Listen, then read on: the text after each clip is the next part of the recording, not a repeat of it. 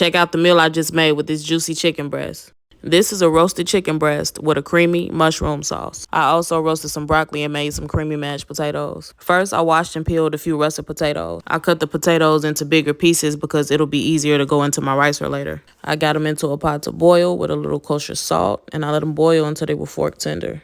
Next, I drained all the water from the potatoes and I ran them through the potato ricer. This is what it looks like. If you like making mashed potatoes, I think it's a perfect tool to have in the kitchen because look at the consistency of these potatoes. That was heavy cream, sour cream. I added butter and some complete seasoning to these mashed potatoes. Now this is my type of mashed potato, very soft and creamy. Now, baby Bella mushrooms are perfect for this recipe, but in the store at the time, I could only find the sliced big portobello mushrooms. I got some nice sized chicken breasts. I patted them dry and I trimmed all the fat from them.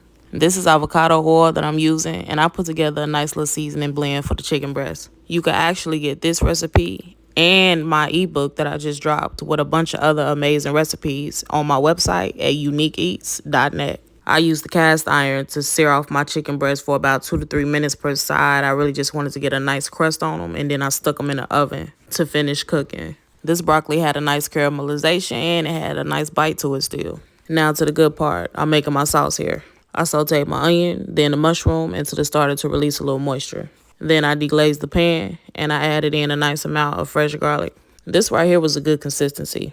Nappe consistency is achieved when the sauce reaches a thickness that allows it to coat the food evenly. It should not be too thick or too thin, just like that. Then I got a nice pour right into the middle of the plate. Like, don't you see how it's holding its shape and not running all through the plate? And you could tell that it's creamy too. I sliced my chicken in half to add a little bit of height to the plate. Man, everything was fire. You know I had to cook it up.